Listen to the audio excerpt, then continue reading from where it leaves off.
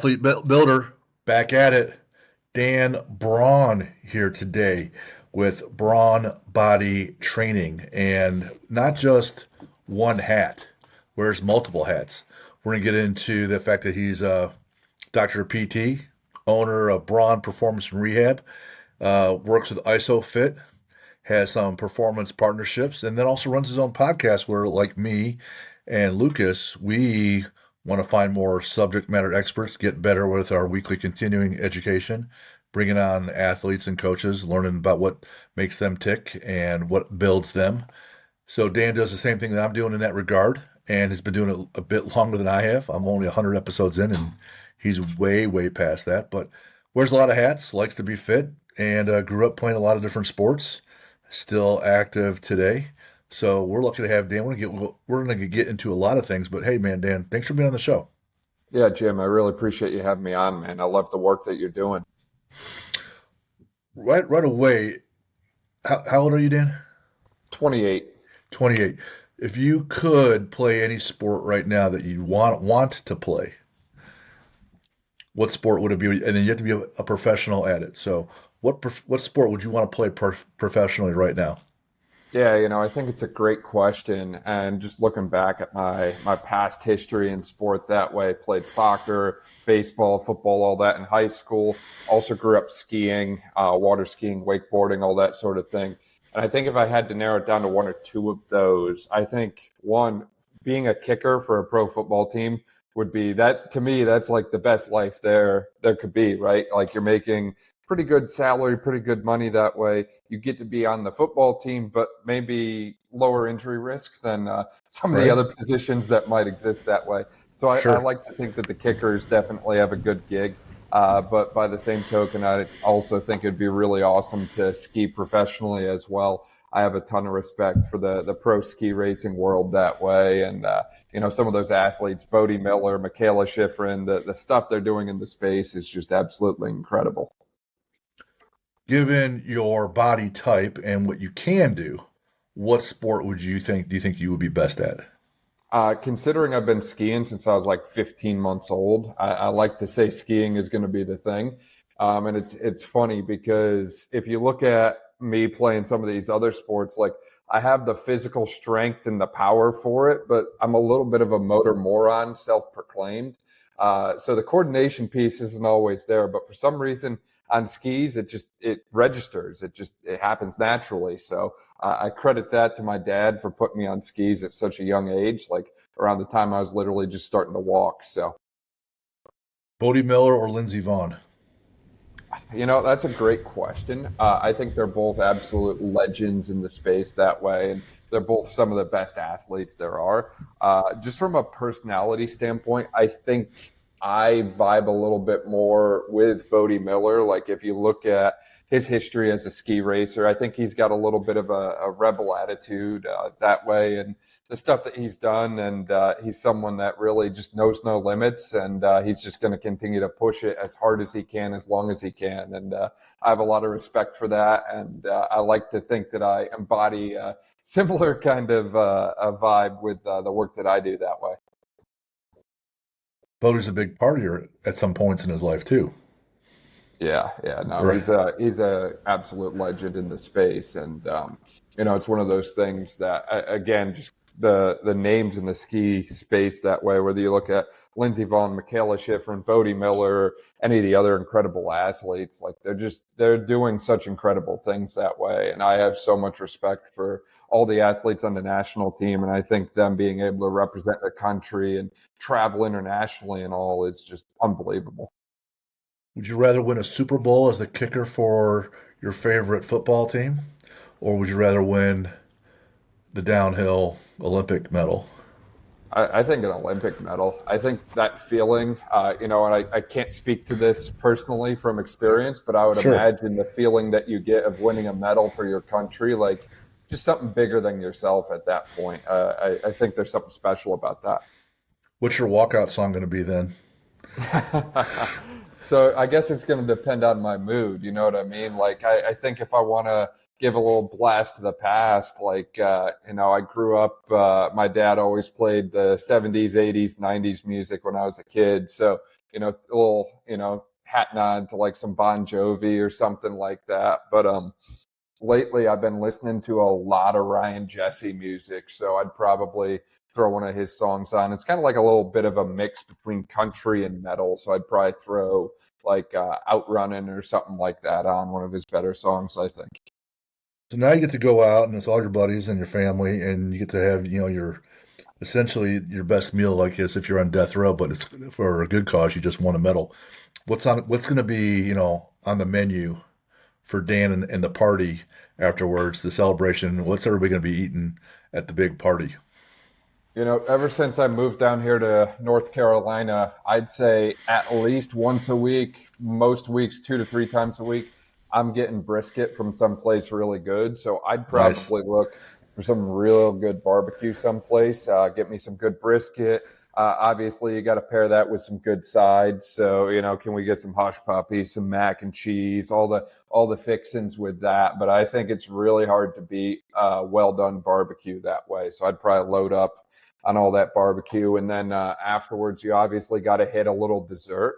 And I'm a big fan of something like a warm brownie or a warm chocolate chip cookie, but neither of them can be fully baked. And you throw that in with a little vanilla ice cream, and the ice cream just kind of melts on top like it's a 10 out of 10. So I'd probably full send and do a little something like that. Fun, fun.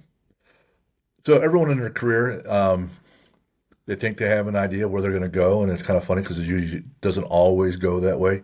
Like I did 15 years in finance, investments, J.P. Morgan, hedge fund, a whole deal, and now I'm 13 years in the health and wellness space. And I'm looking at your resume, and I see, doctor of physical therapy. So that's a number of years of schooling. Also have a relationship with ISOFIT. You have your podcast. There's different components to what Dan Braun does professionally. So I was wondering, how did we put all that together? Was it an idea or a strategy back in undergrad, or as you were getting through grad, undergrad, and then work on your doctorate, you're thinking, I want to add these pieces, or did you add them incrementally? It just kind of came along. How did you go from A to B? Yeah, I wish I could tell you that it was all planned out and strategized, but that's not the case whatsoever. I was going through undergrad, exercise science, absolutely loved everything that I was doing at that time. And I knew I was going to be going to grad school for my doctorate of physical therapy. I was already accepted into the program. And I think I had a general idea as to what a PT did, but I didn't know the full spectrum. And there was a time, even in grad school, I was questioning it a little bit. I'm like, man, am I on the right path? Is this for me? Is this what I want? And that was during my first year of grad school, where it's a lot of different, general type courses that are really important to know, like pathophysiology, biomechanics, but I didn't see as many direct correlations to what I wanted to do with athletes. And then in my second year of grad school, I felt like everything was very heavy on the orthopedic side and musculoskeletal side. And I saw that path forward. We were learning some cool stuff like spinal manipulation. And I was like, yeah, this is the right place for me to be.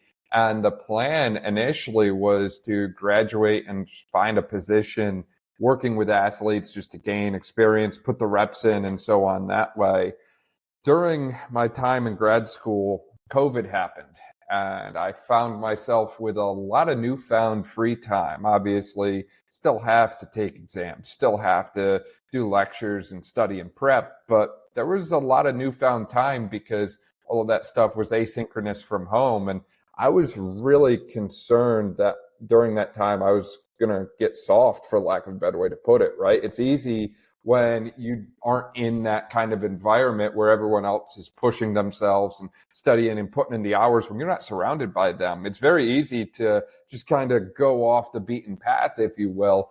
And so I started the podcast then because I always loved podcasts. I was a big fan of the Ben Greenfield podcast, listened to it a ton in school. And I was like, I might as well start my own. And literally first episode, had my phone held up like this and just talked away for like 45, 50 minutes. It was probably terrible. I don't know why anyone listened, but they did. And they kept coming back.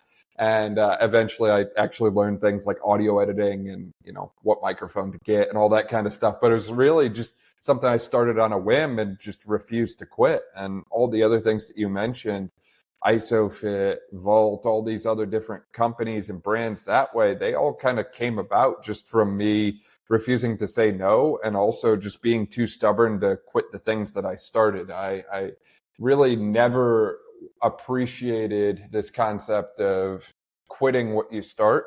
I've only done it on one occasion that way, and it was one of those things that it's like, I don't want to have to do that again. If I start something, like if I start a podcast, I don't want to stop doing it. I just want to keep going and ride that train as far as it goes. And along the way, opportunities have popped up, and I'm just open to exploring, connecting, collaborating all the time. And I like I said, I don't really like to say no. So I want to find a way to kind of make it work in everyone's best interest. So that's kind of allowed me to blend a bit of a clinical practice with athletes, with some work with brands, with a podcast, and so on that way.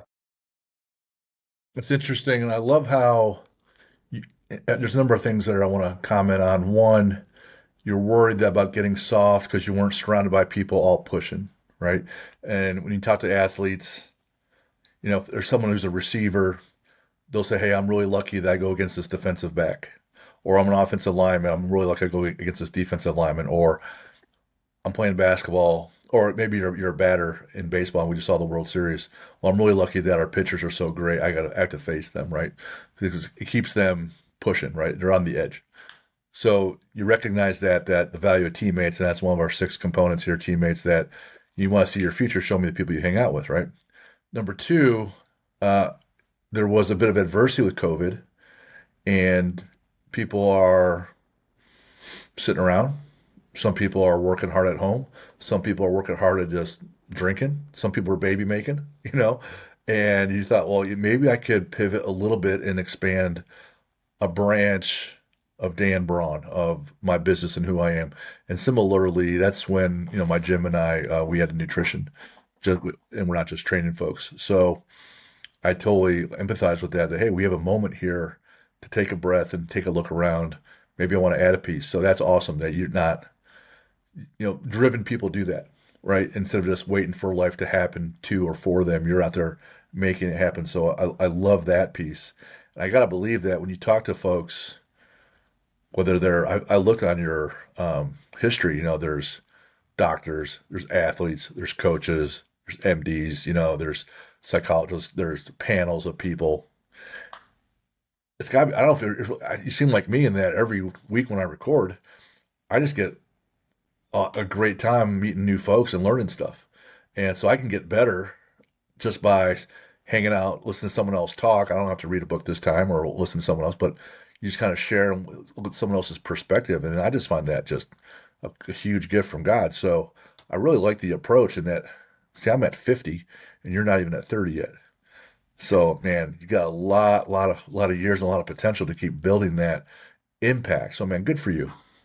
Yeah, I appreciate that, Jim. And I mean, just to kind of build on those 2 points that you mentioned there. First off, in relation to COVID and everything we got started during that time and everything you got started during that time, Jocko has a really good line that I can't remember word for word off the top of my head, so I'm going to paraphrase it. But essentially, he's talking about this situation, Jocko Willink, where they were kind of just on hold, right? Him and his team are in a building and everyone's just on hold waiting for an order, and no one gave an order. So Jocko steps back from the situation, assesses things for a second, and then gives an order, even though maybe it wasn't his duty or role or responsibility to give the order. He stepped up and did it anyways. But he talks a lot about that moment where he just stepped back from the situation, literally one physical step back. And I've been able to do that a number of times since COVID. That's when I first came up with this concept, or heard this concept, I should say. And I think there's something valuable about being able to literally just step back from whatever your current situation is and look at everything that's in front of you and being able to decide where to go, what actions to make because of that. A lot of the times we stay engaged. And I think as we stay engaged, things like emotional influences and other things start to infiltrate our decision making. And sometimes the best way to make leaps and bounds forward is to step back and being able to just be honest and open with yourself about what the situation is presenting and what the best course of action is moving forward from there, and just simplifying it to this level of ones and zeros, right? It's yes or no. Is this the right thing to do? Yes or no. The more simple you can make it, the better off you're going to be.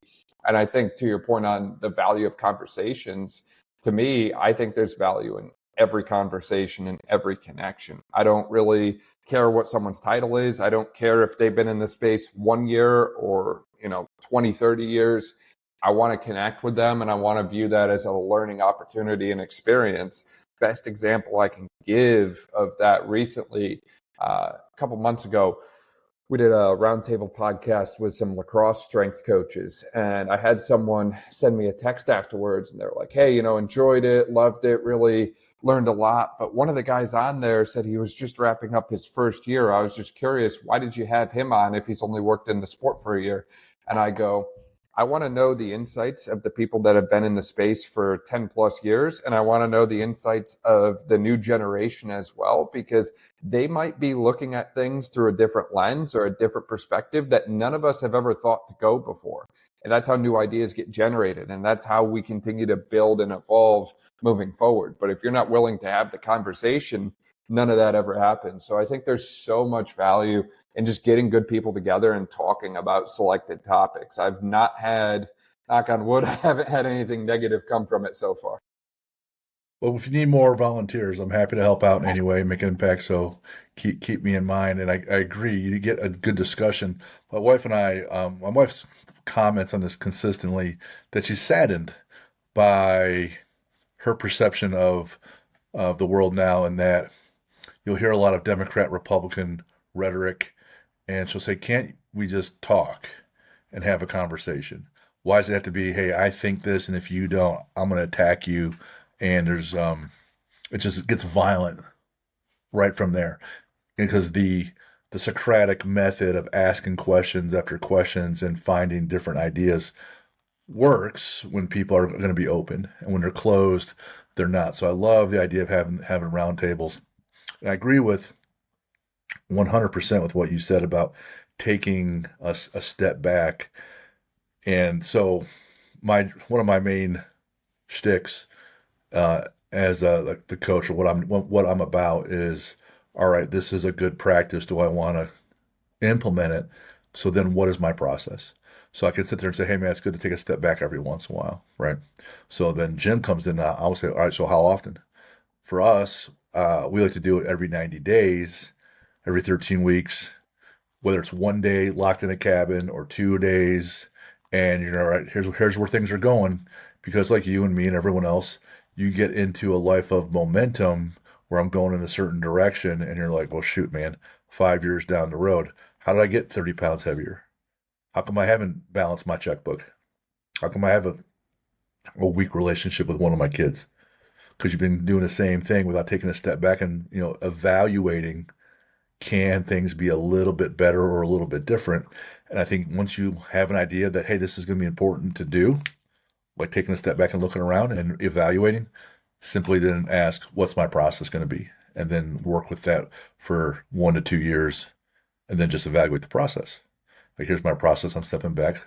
How can I make that process better, right? So once you have these ideas, which I love how you put that in there systematically, like a deload week if you're lifting, right? Take a look around. Or when people really take a step back, it's usually because they have to. I got injured. My spouse left me. I got fired. I didn't get promoted. I got problems with faith. Well, now I have to take a look because now I'm forced to. I keep getting speeding tickets. That was me in college, right? So without being forced to, if you can systemize it yourself, then bang, you can just keep making more and more progressions, and it's a lot easier. Absolutely. Yeah. And to pull a line from Jocko once again, he has a line about how discipline equals freedom. And it's the concept of being disciplined enough to stay to those routines, to stay the course of some of those things that are pretty easy to deviate from, right? it's very easy to continue to train and push on. It's not easy to step back and slow down sometimes, right?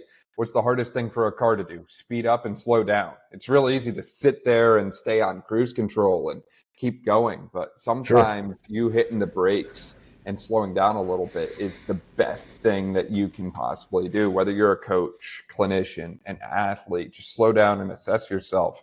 And my friend Rob Wilson has a book that I always like to promote that way, the check engine light. And every time I read it or every time I dig back into it, I'm just reminded by how freaking good it is and how we've lost our concept of what it means to be human, right? No human comes with an owner's manual. They don't tell you what anything means, right? Like if you get a headache, do you know why you got a headache that day? Or do you just know, hey, my head really freaking hurts? So it's nice to have this almost like Bible of understanding what those bodies' check engine lights and warning signs are and what to possibly do about them. And that's something that I think everyone needs to have some sort of practice to develop. And I don't really care what that practice is, whether that's, like you said, you disappear every 90 days for a single day, you go to a cabin in the woods and you reflect, you meditate, you pray, whatever it is that way, just have some kind of process. I'm more of a everyday, just a quiet period, right? Like, hey, can I put the phone away? Can I separate myself from the screens and all this external noise that just exists in the modern world and just be still and quiet with myself, right? Or a lot of the times in this area, athletic space is absolutely booming.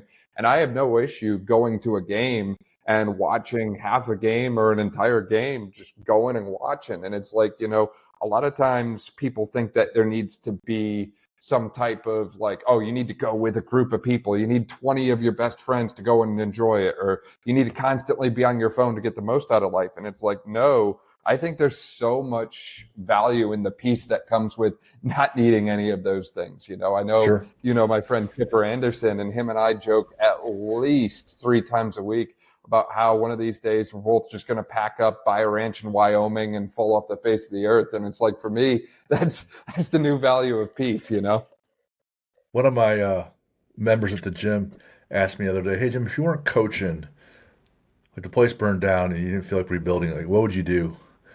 And I said, I probably wouldn't do this for long, but maybe just a year. And they're like, "What?" I said, "I'd probably find some small farm and just muck the stalls, and I don't care if I'm shoveling shit or baling hay, just something where it's manual and quiet, and I can just be at peace and just calm down, not be at all stimulated. That would be it might be a good way to rest. When I talk or work with or collaborate with physical therapists, and I'm not saying one method is right or the other, but they seem to become in one of four categories. One, the physical therapist wants to they work with patients, and the whole approach is get them out of pain. Or two, they get them out of pain, but then also find the root cause and kind of address the root cause. And then some physical therapists want to get them out of pain, address the root cause, and then they have small gyms attached to their practice, and they'll train people one on one, or maybe small group like one on four, 4 athletes. And so some people work in just one of those three areas. Some people work in all three. So that'd be the fourth iteration. One does all three. Tell me about Dan Braun's approach and practice and how you work with people. Yeah, so this might be a little different than what other people feel, think, whatever, but I think everything you just outlined has a time and a place. Ultimately, I think everything exists on some type of continuum or a spectrum that way, right? Like earlier, you throw out politics, and there's a left and a right, and it's everything exists somewhere along that spectrum. The same, in my opinion, is true in the physical therapy space, right? Like we take manual therapy. On one end of the spectrum, there's people saying it's a completely biomechanical construct. The other end is people saying it's an entirely neurophysiological construct. In reality, where it probably lies is somewhere in the middle. So I think for a lot of the patients that I work with, the best answer tends to be somewhere in the middle. Like you mentioned, some PTs are so focused on just controlling pain and reducing pain and being an alternative form to pain management than opioids. And it's like, you know what? There is a time and a place for that. And there's a need for that in the space. But not every single person that needs physical therapy needs that approach. So for me, I want to have that skill set of I need to be really good at reducing acute pain. In the athletic space, maybe there's times when athletes have conditions that biomechanically are not going to impact their performance. But from more of that neural side, it just really freaking hurts and they don't know why. And that pain is preventing them from doing what they want to do. So from that standpoint, yeah, if I can address the pain, then yeah, we're in a good spot. You mentioned the root cause, and this is a interesting term that I see thrown around a ton in modern times, especially in this online social media world. And where I think this term gets lost is a lot of times people will say, oh, it's the root cause. It's this one thing. And they go all in on this one thing. You know, the reason your ankle hurts is because, oh, it pronates too much. Or the reason your hip hurts is because you don't have internal rotation range of motion. And once you get that one thing that you're missing, it's going to be all better magically. And to me, I don't really think there's ever one root cause to all these different complex issues that we've gotten. You know, you mean to tell me that you are so confident in your assessment that you did in 20 to 30 minutes that you have figured out the root cause of why this athlete got injured? In reality, there's hundreds of different factors, right? Did you account for their sleep? Did you account for their nutrition? Did you account for their stress level? Did you account for their pre-injury baseline, whatever that functional status looked like? Did you account for all these different variables and factors, right? Like there's this rise in the sports science space now. And it's like, you know, from one single jump on a set of force plates, I can get 7 pages of numbers and data. It's like, did you account for every single one of those? Because if you didn't, you're not going to convince me that one single number on that sheet was the root cause of the whole downward spiral. So for me, I like the concept of the root cause, but I take it a little bit further, something that I call it a little bit more holistic, where it's like, hey, can we look at the entire athlete picture and talk with them as a person and not just isolate it into a few numbers on a sheet and not just isolate it into, oh, objectively, they have this gait deficit, this range of motion deficit, and this strength deficit. I think the more you look at the entire spectrum of the athlete, the better your assessment is going to be. So we've got our pain, we've got our pain plus root cause bucket. And then you obviously mentioned kind of the rise of the gym and the athlete space. And I don't think it's a secret that a lot of physical therapists are trying to adapt right now with some of the changes in the insurance model. And by the same token, I think a lot of PTs feel they've been too reactive and maybe not proactive enough, right? Instead of just waiting for something bad to happen, instead of waiting for a fire to start and then we're going to come and put the fire out, why not prevent the fire from starting in the first place? So I think they've started to shift towards this maybe preventative model that tends to be a little bit more self-funded or self-paid, but hey, you know, if we can prevent these different things from happening, maybe you don't need to come and see us in the clinic. And I think there's a great role for PTs in that space, but ultimately it's one of those things that I see a lot of people trying to do everything, right? They try to be the expert pain management person. They try to also be the best at diagnosing and get to the root cause of stuff. And then they try to be the gym, fitness, and strength and conditioning professional. And it gets exhausting trying to run 5, 10 different directions simultaneously. And for me, I think if you're going to do all those different things, you have to have a good team of people around you, people that you can lean on and trust to help you with those different endeavors, right? Like, hey, you know, if we want to be a PT facility and we want to have strength and conditioning, can I partner with some strength coaches who can help run that? And maybe we meet on a monthly basis and collectively discuss the programs. But like, if I'm a physical therapist, do I need to be the one running every single session that those athletes do and working with every athlete? Or, you know, do I trust some of these other people that are really, really good at their job to maybe do that along with me? And then we can kind of collaborate and work together. I think a lot of times people think that the table only has room for them to succeed and they have to do it all themselves, when in reality, there's plenty of room at the table for everyone to succeed and get to that higher ground. The more you pour into those around you, the more it's going to come back in term in some crazy way of how the universe works, and just continue to pour into your own cup so that it's just overflowing constantly. If you follow Tim Grover at all, he was Jordan's strength coach back when he was with the Bulls, and then also with Kobe. He's written Relentless, and he's written Winning, and been through his books. And when he's asked about, what's the one thing, he almost gets offended, but not really. But it's like, hey, there is never one thing, right? So I'm glad that you answered it that way. From our approach, our philosophy with Athlete Builder, we'll get 6 big buckets, and each bucket has a ton of things, whether it's your mindset, knowledge of your sport, how you work with people, your training, nutrition, or recovery. So any one of those is a cross current with the athlete. And you mentioned, like, you come in to jump and get tested on your jumps. Yeah, maybe you were behind on sleep, or maybe you broke up with your girlfriend and you're behind. You got to take a test coming up, and there's a lot of stress. So then your nervous system is shot and you can't exert force very well. So there's so many cross currents. So to say there's always just one thing, there never is, right? I think ego gets in there when we're like, oh, you know what? I'm the strength coach, and the one thing is that they're not very strong, they're not very fast, and if I fix that, 'cause that's what I'm good at, then the athlete will be great, So if you want to go fast, go alone. If you want to go far, go with someone. African proverb, right?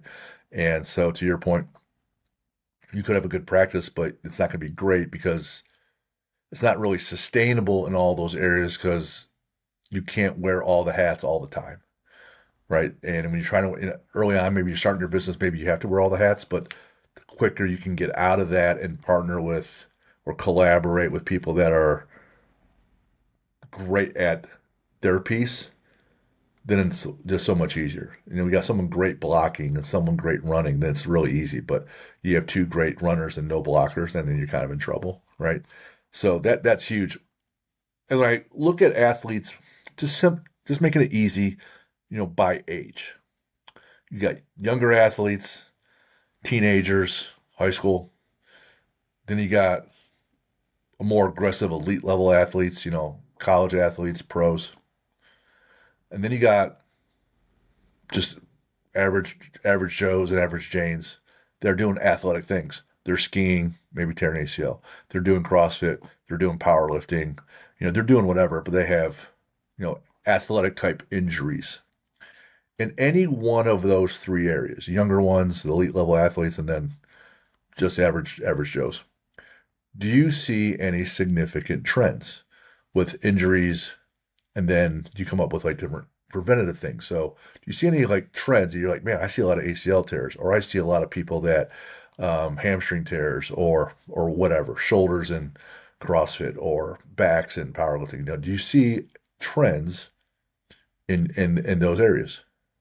Yeah, anecdotally, I've definitely seen some unique trends. I anecdotally have seen that ACL injury timing, if you will, get earlier and earlier and earlier, right? Like there was 12-year-olds tearing ACLs.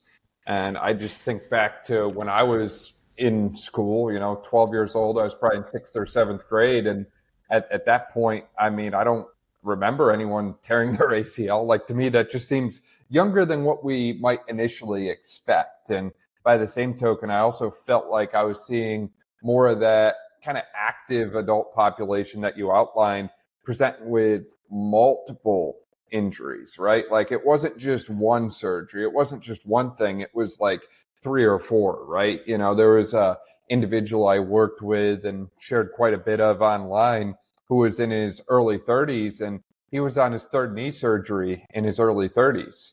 And there's another individual that I've gotten connected with through some friends of mine in the strongman space, who I believe is in his late 30s and has had both hips replaced. And it's just like, man, like I don't remember hearing and seeing a lot of stories like that before. So I feel like a lot of the different things that we've seen from an injury standpoint, regardless of what the injury type is, whether that's something that's going to need a joint replacement or something that's going to need reconstructive surgery, it seems like they're happening earlier and earlier. And again, that's just based on what I've seen with my experience. And it's one of those things that I just can't help but wonder what the long-term ramifications of those things are, right? So, if we look at the hip replacement, right? Like, okay, historically, a hip replacement is going to last somewhere between 20 and 30 years. So if I have a hip replacement at 40, does that mean I need another hip replacement at 65, 70? And Probably. if I live long enough, does that mean I need a third hip replacement now? Like, what's happening between hip replacement number one and hip replacement number three? Because once those things are cemented into the bone, they're not overly easy to get out. So I've certainly seen that kind of anecdotal trend of things shifting earlier, and I'm interested to see where that takes us long term. But by the same token, with the way this field advances, especially from an orthopedic medicine side of things, the way we address these issues now is going to be so far in the past. In just 5 years' time, the way knowledge and information is advancing, that I'm somewhat concerned about the future, but I'm less concerned just with the amount and speed and rate that all these advancements are taking place now. I used to compete in the strongman world from like age 39 to 46. And, I work with a lot of CrossFitters that are just the average Joes, but some are pretty decent, compete, locally, student athletes. And what I tell people is that when you compete, you're not trying to be healthy, you're trying to win. You're trying to win at things, so you'll do things that are out of the normal range. At 6'3", I didn't need to be 320 pounds, but I was, because it helped me move more mass. Now that I don't do that anymore, I have no business being 320 pounds and left. Thank goodness I'm not. What I find, like when you have kids doing travel sports, they're being very competitive. The body's under a lot of duress. Or you have people that are now going from the couch to CrossFit or couch to powerlifting or couch to half marathon. They start doing one thing quite a bit. And then they don't realize that to do certain things, you have to do a bunch of other stuff too to enable that. So if I want to bench well, I don't necessarily just need to have a stronger chest and shoulders and triceps. I need a stronger back. I need to pull well to balance things out. And if I'm doing a lot of travel sports, I need to have enough strength so my skeleton denses up and my muscles will protect me and my ligaments and tendons. And if I'm going to be doing CrossFit 5, 6 days a week, or I'm going to be competing in powerlifting, or I'm doing triathlons, if you don't do the prehab and rehab work and you're doing it at 30, 40, and 50 years old.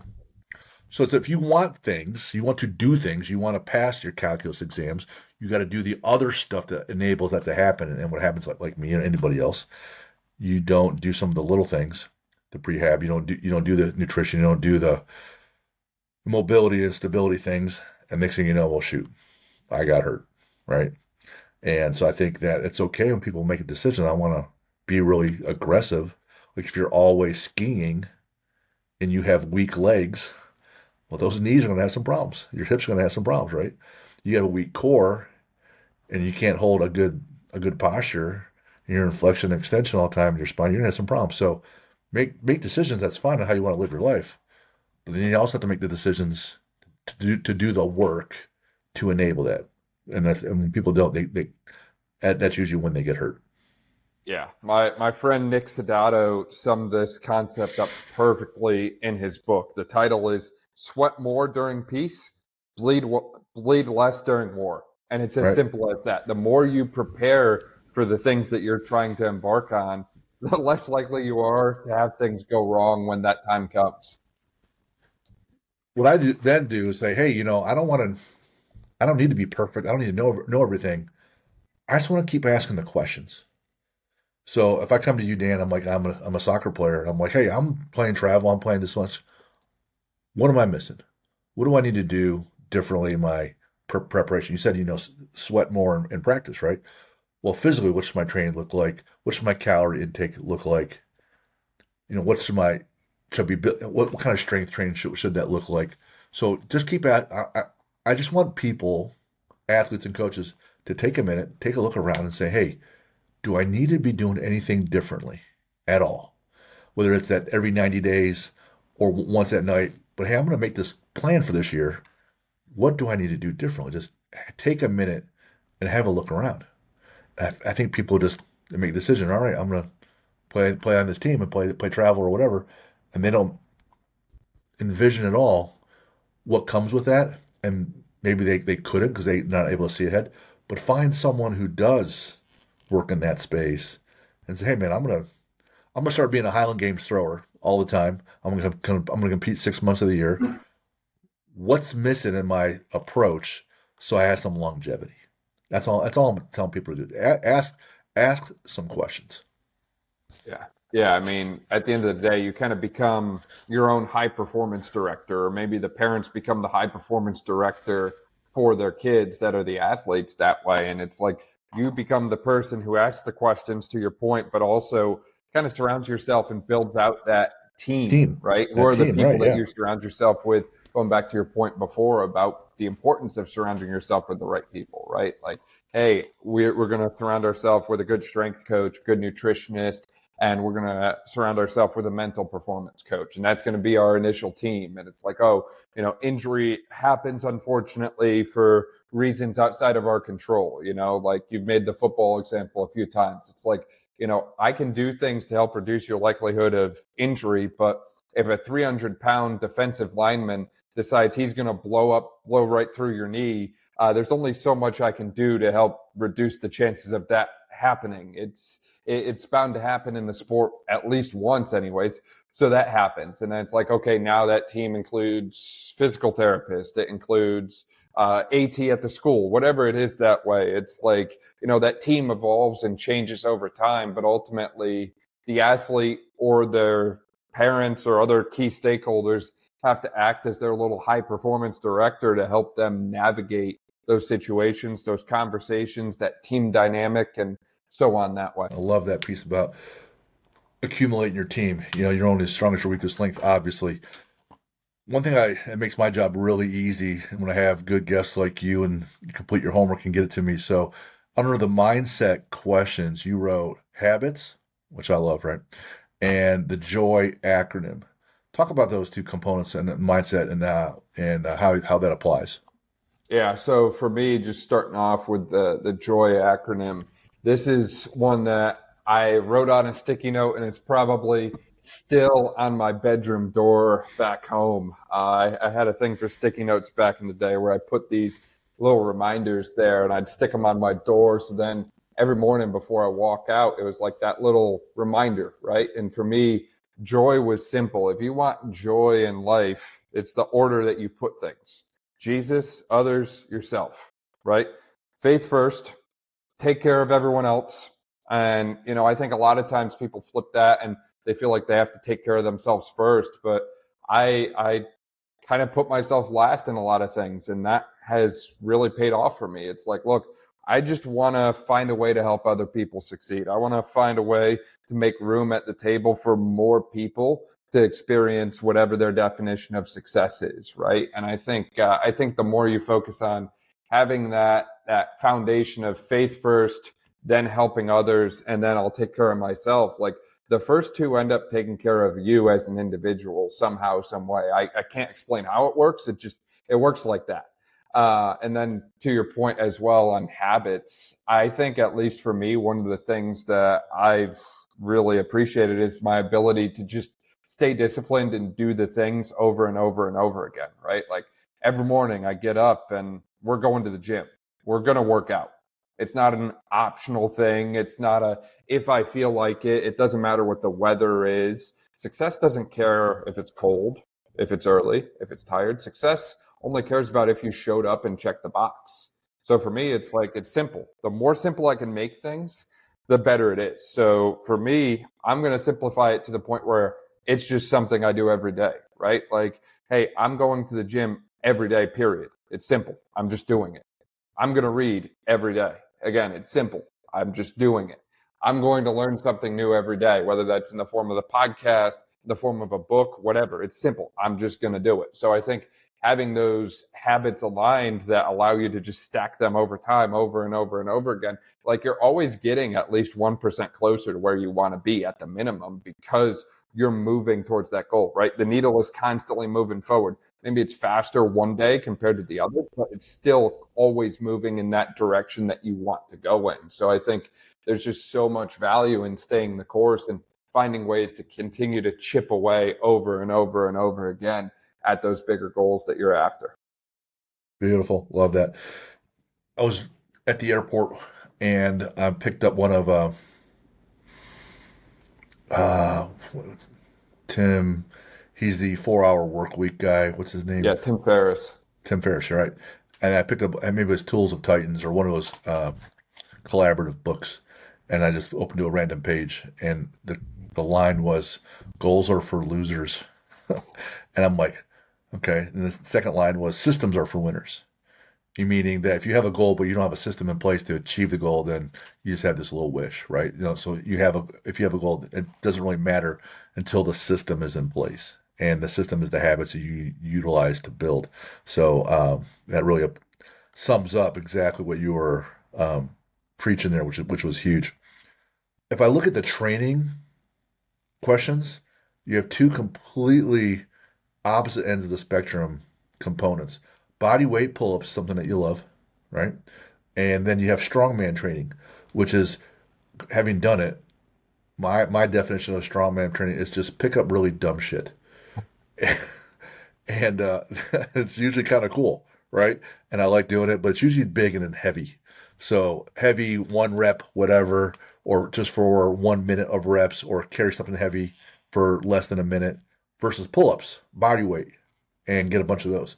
Talk about why pull-ups are important for your training and how you incorporate strongman as well. I think pull-ups are the perfect analogy to life, right? It's all about pulling yourself to higher ground. But like I said before, it's not just about me. I can't just be strong enough to pull my own weight up top. So I want to get so strong that I need to be able to physically lift other people up as well. So I've got some videos floating around in the internet space of me putting other people on my back and repping pull-ups. And I recently was like, you know what, screw it. I'm going to write a program for the entire month of October and just focus on doing as much weight as possible, almost like a 1 rep max for a weighted pull-up. And we got to the point where I was doing 205 pounds with a pause at the top, because it's not enough to just get there and come back down. It's like, no, you got to earn that. You got to hold it there. You got to be controlled. The chin has to come all the way over the bar and so on that way. So it's like, for me, it's such a good analogy to life of, hey, everyone wants to just be strong enough to pull their own weight, when in reality, I need to be so strong that if there's someone else falling down, I need to be able to physically lift them up to a higher ground. So trying to strengthen that, metaphorically as much as I can that way. So I'm obsessed with the pull-up for that reason. And I think it's arguably the best upper body move. And if I could, pick one upper body move to just do the rest of my life, that's it. It's like, I think you can hit almost everything you need with the pull-up that way. The strongman training, I was introduced to that from Greg Inocencio and Jeff Kriglick, and it's just so freaking fun. Like, I don't know how else to put it. It's just like, I can see why people get almost like addicted to it. It's like, dude, like, I just deadlifted a car, like, for fun. It's like, dude, why doesn't everyone do this? Like, the energy you get afterwards is it's really hard to explain what it feels like unless you've done it. And it's also very quick to humble you, right? Like, I go into, I don't know, let's take sandbags, for example. Like, I just finished yoke carries in this training session with Greg, and I felt like I was on top of the world because I just did a yoke carry with 525. And, I'm a smaller guy. Body weight fluctuates between 175 and 195. And I was just like, man, that's a lot of weight. That's cool. And then I get humbled by some sandbags that weigh 150 pounds. Like, again, less than my body weight. And it's crazy how some of those little odd objects and the weird ways that you might have to lift them can make you realize that, hey, there's a lot of road ahead, and there's still a lot of work that needs to be done. So I think there's something empowering or addicting, I guess I want to say, about that concept of doing things that are just really freaking cool, that also challenge you enough to make you realize, like, hey, this is not going to come easy. It's not something that's just second nature to me. I really have to continue to work at it and train with it. And I think, I think there's a lot of talk about functional training and what that looks like, and a lot of debate about that. But I think a lot of the strongman type stuff captures it well, right? You're carrying weird objects that might move around on you. You're lifting things up. You're pressing them overhead, and so on. That way, I think there's a lot of good that comes from strongman style training, and we even incorporated that with a number of our rehabs. That way, we had a yoke in the clinic that I like to use, especially for the ACLs. I was very concerned about the research in relation to bone density taking upwards of 2 years, depending on the athlete, to restore after the bone tunnels are drilled. And to me, I was like, you know what? Yoke would be a great way to put a ton of axial load through that bone and kind of force it to remodel under some stress. So I was a big fan of that. And a lot of athletes had pretty gnarly meniscus tears that were repaired. But as part of the precautions for that, we had to avoid deep knee flexed positions for a long period of time. And I was like, I can understand why we have to do that to protect the repair. Like, we need to protect that. However, I still want to load this athlete. So it's like, hey, I can get them under a yoke, teach them a nice little pitter-patter feet pattern that way, if you will, and we can start loading and moving hundreds and hundreds of pounds earlier while avoiding those positions of concern. So I was a huge fan of the strongman training, and I've seen a lot of benefits from that. Have you ever watched the Rogue documentaries? They have some really good ones. For me, usually my favorite lift is a back squat, but a close 1 and 1A is picking up a natural stone. So what used to be back in the day, hundreds of years, you're a man if and only if you pick up your clan's manhood stone. And so we have Atlas stones in my gym, and I have the Hoosier stones for Indiana for the natural stones. And so it's just, like you said, it's cool picking up things, and it's also quite humbling. Even though at my heaviest and at my strongest, I was really just the middle of a bell curve kind of athlete in terms of results. Like a 600 deadlift is pretty average in that space. And if you follow World's Strongest Man, at one time we had this great lady who was the reigning world's strongest woman, Jessica Fitton. And I'm doing a 550 or a 600 deadlift that's elevated on wagon wheels. And then she comes by and does the same thing. And I'm like, oh, bro, like, the girl's doing my weight, and and she seems not nearly as taxed as I am. So you're right, it is humbling. I also agree. Like, when I bring in brand new athletes, what I find is, like, a lot of times if you get athletes because I'm in Indiana with that farm boy strength, it's already built in. They've been carrying things for years. Well, they get them to move a bar pretty easy once you show them the technique, right? They've been carrying things. They have that raw core trunk strength. Their hips and legs can handle the load. So just carrying kettlebells, carrying dumbbells, dragging chains, pushing sleds, or putting it on a yoke. Just a great way. And luckily for me, you don't even need to be that bright. You just pick up things and carry. Like, you could be an idiot, and I can get myself stronger if I can just carry some things. So it's great way for having not a lot of equipment to get a lot of bang for the buck. When you're training though, Dan, and let's say it's a 1 rep max or a 5 rep max, something heavy, or you're trying for a 200-pound pull up, right? What are you listening to? What's blasting on the radio? Yeah, I mean, like I mentioned before, big fan of the Ryan Jesse music lately. So we've been throwing a lot of that on. It's somewhere between country and metal kind of mix that way. So that one's definitely a favorite. Also a big fan of some of the more metal leaning bands, like Bring Me the Horizon comes to mind. And then on the country side, I've also listened to a lot of country during my workouts, like just straight country. And that varies all over the place. I'll throw it back with some George Strait or Joe Diffie, but I'll also go with some of this more modern new age type stuff, Brantley Gilbert, Jason Aldean. So we jump around, but it's somewhere in that country metal range that way. What's a bucket list adventure you haven't done yet that you like to do? You have to go someplace and do it. Yeah, I would love to jump out west to Wyoming and Montana. I go to Colorado every year, get an awesome ski trip in with my family, but would love to hit up Jackson Hole, would love to hit up Big Sky. I hear there's nothing that quite compares to what they've got going on up there. So I'd love to see that for myself and get out there and spend some time exploring and skiing. My wife and I love hiking. We go to a lot of national parks, and when we have free time, so been to Colorado a number of times, but we haven't been, Yellowstone area glacier yet. So that'd be huge. Do you have a favorite sports movie? Yeah, I mean, I guess it depends on what your definition of a sports movie is. First one to come to mind for me is Point Break. I think it's just an incredible depiction of some of the extreme sports that way. I know it's not The one necessarily a bad. sports The, movie, there's other action components to it, but all the sports scenes within it are just absolutely incredible. do you mean the Point Break version back in the day with Keanu Reeves, Patrick Yeah. Swayze? So there's the original one that you mentioned with Keanu Reeves. There's also a newer version. My hot take is I think they're both good. I know usually people try and pick, the older one or the newer one, but I've seen both, and I think they're both good. Nice. Um, I think I think it's actually a series that did it right both the first time and second time around. That's pretty rare, but I like them both. Do you have a favorite sport to watch? Yeah, lately, if I can get ski racing on the TV, I love to throw ski racing on. If it's not ski racing, this time of year, usually throw field hockey or volleyball. In the springtime, it's usually lacrosse. I know it's not football. I know it's not baseball, and that's what I played growing up. But I think it's a side effect of living in Maryland, where field hockey, lacrosse were like a way of life Hey, for so many athletes that just kind of rubbed off on me. yeah, yep.